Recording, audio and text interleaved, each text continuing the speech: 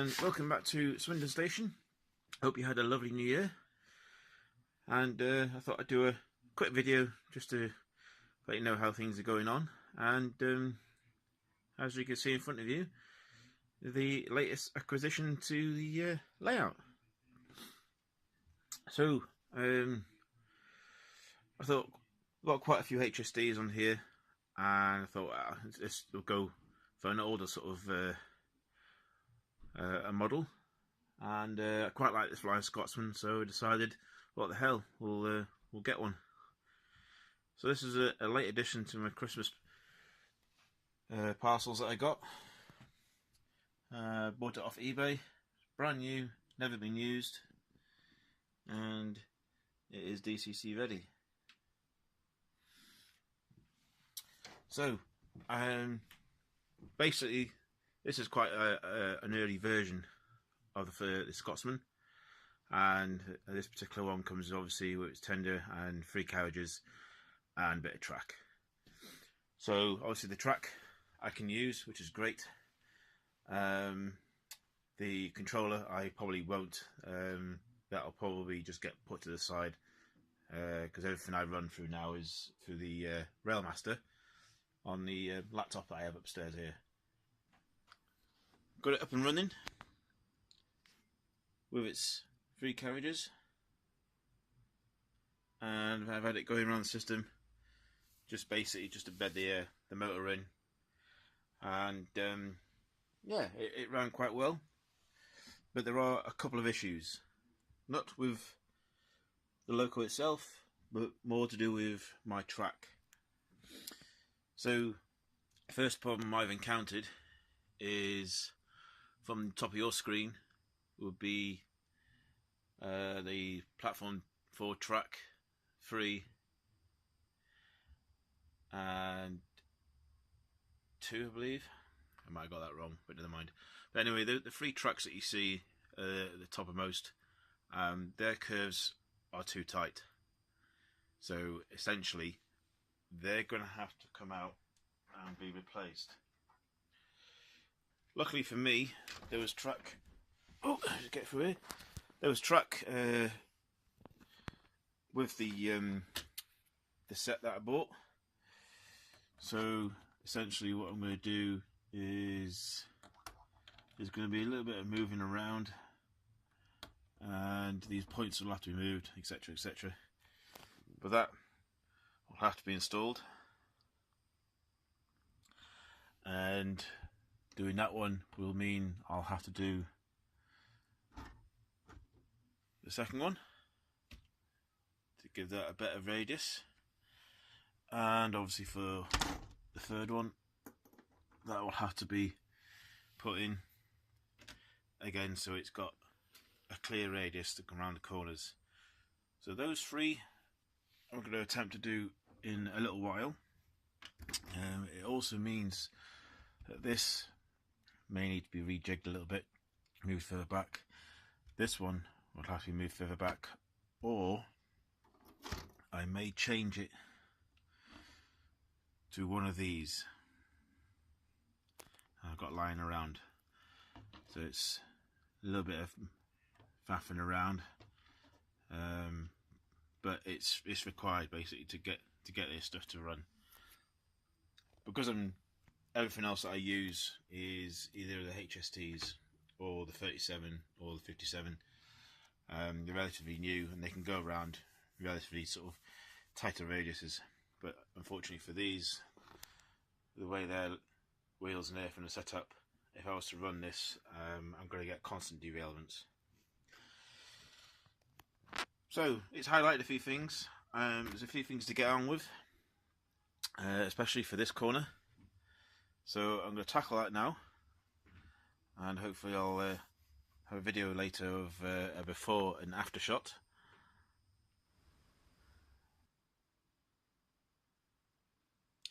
Hello, welcome back to Swindon Station. So, continuing on from what I was discussing earlier on, what I've done, which was this corner here. So they have all now been relayed. I've had to move a couple of the points this one, moved it further back, along with this one, and I've taken out the straight one and I decided to put a curved point into this one, mainly because so I can get the curvature around onto this track. So it's not too dissimilar from the old one. Obviously you can see where the remnant was for this one going onto here. That's now been removed. So the Flying Scotsman come around. Still have a slight problem, which I cannot understand. Essentially, if I have the Flying Scotsman going this way, engine first of course, going all the way along, on any of the 3 tracks, don't get any issues. Goes around quite smoothly. If, however, I turn the loco around and have it facing that way, then every time it comes around this one and this one and this track, it sort of skips the back end. I've no idea why, because these curves tracks are what was supplied in the box set that I showed you earlier in the video. Everything else goes around them, no problem at all, and I believe they're 3rd radius, something like that. I do have a number somewhere. I'll get it out in a minute. I'll put it on the screen. What the actual Hornby curvature is. It's a double curve, but essentially it came with the set, and it ran around that okay. But for some reason, it goes one way, it's fine. Goes the other way, it's not so fine. I think it's more to do with the loco itself. I think something's catching. I've checked the gauge and the wheels, they've been adjusted. I'm still getting the same problem. If I get time, I'll run a quick session later on in this video, and hopefully you'll sort of see what I'm trying to explain. But essentially this bit is now done. There's power back on the lines. I just need to put in the 2 point motors, one from there and one from there. Reposition that point motor back in again. All the holes have been pre-drilled, of course. And yeah, we'll get it back up and running. So continuing on with my thing about keeping the area clean. Yet again this morning I've hoovered all around because there was a lot of ballast that I had to remove. Some of it I've kept, and obviously it gets everywhere when you're trying to remove all the ballast and take up the track. So it's all been taken up, it's all been hoovered away, and actually makes the track a little bit more sort of presentable, cleaner.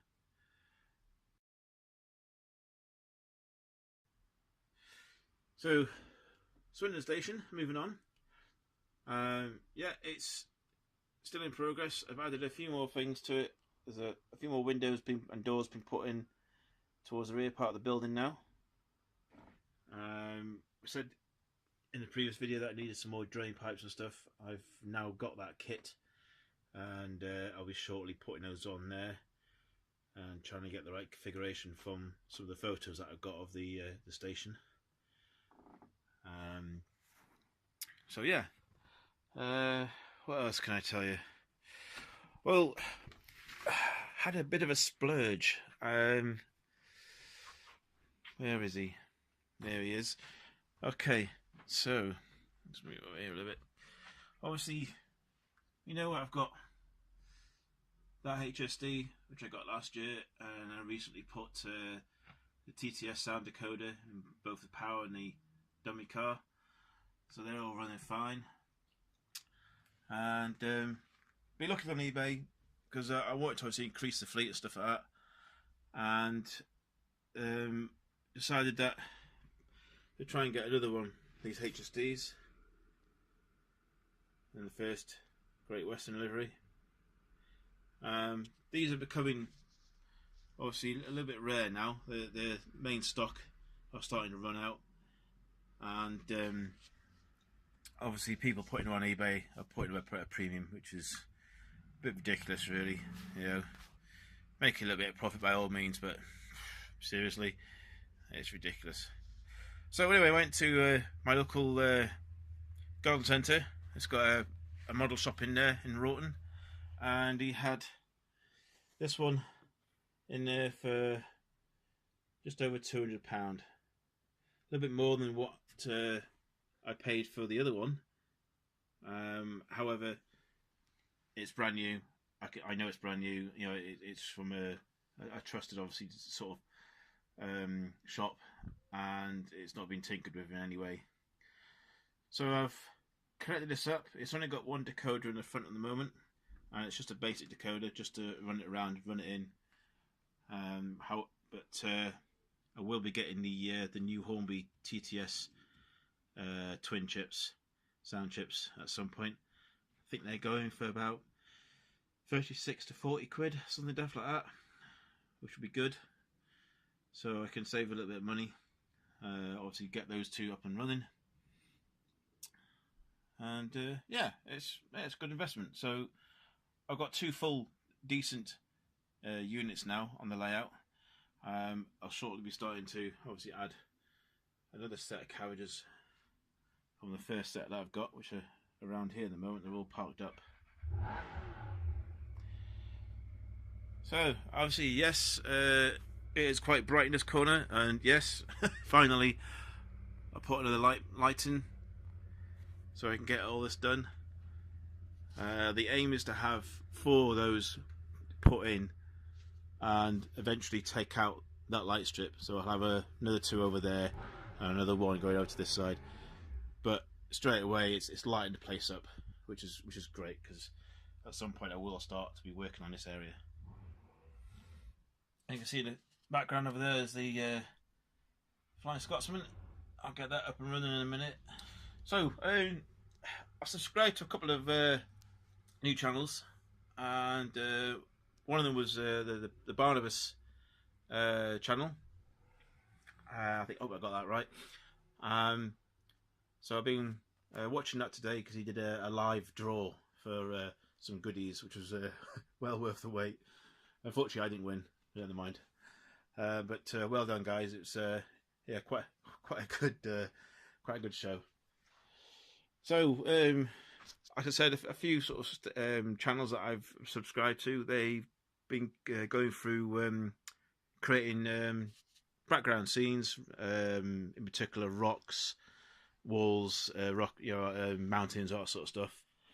So that said, I bought a couple of these molds. These are the scenic molds. I got off eBay for about 9 quid, 9-10 quid, and then just bought in a couple of kilograms of plaster of Paris, and just mixed it together, put them all in, let it set. And I have to say, they come out really good. Really good. Very impressed. And I've been doing these over for the last couple of days now, so obviously there's what's left, and this is what I've applied it to. So let's get this PVA glue out of the way, shall we? So, as you know, this is the original tunnel thing that I came up with. It's been laid down for about a year now, but it was a bit sort of boxy and a bit bare. Didn't look very good. So I thought, well, we'll have a go at this rock formation stuff, and I think it's come out. I mean, for a first attempt, and I'm by no means an artist, but I do like to sort of build things from scratch if I can.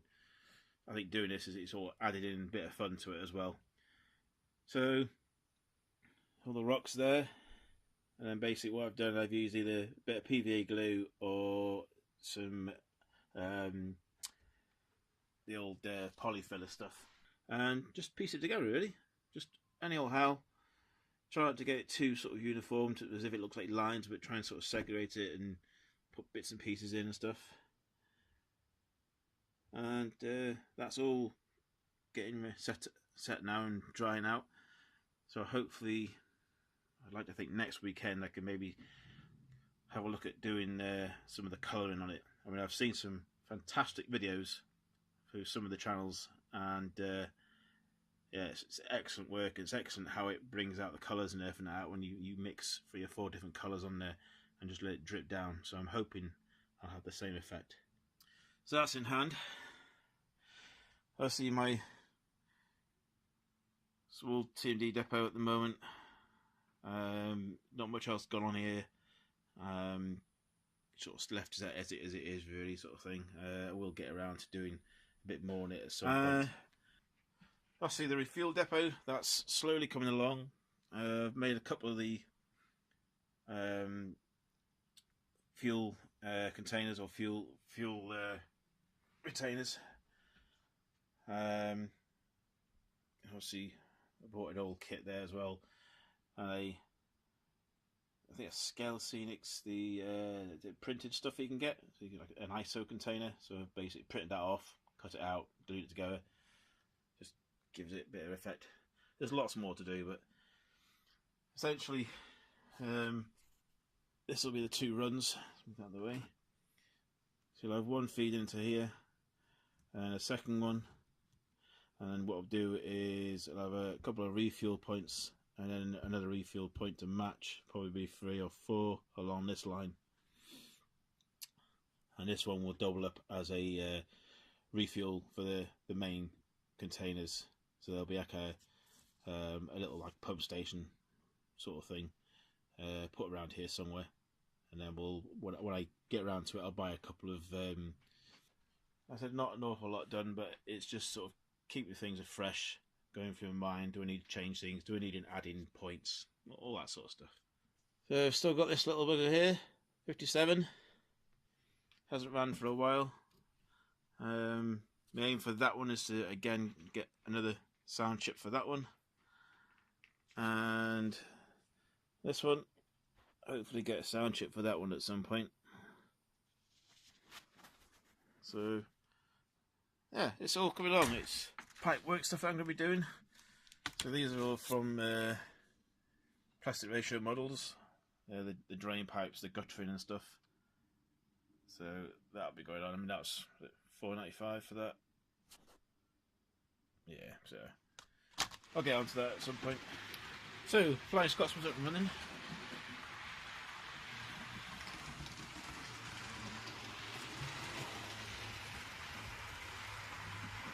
No problem with that corner at all. Okay, so the Flying Scotsman's coming the other way now on the same track. And you should be able to just hear it as it enters now. Pump motor in. If anyone can hear that. I have noticed it seems to be every time it takes a right turn.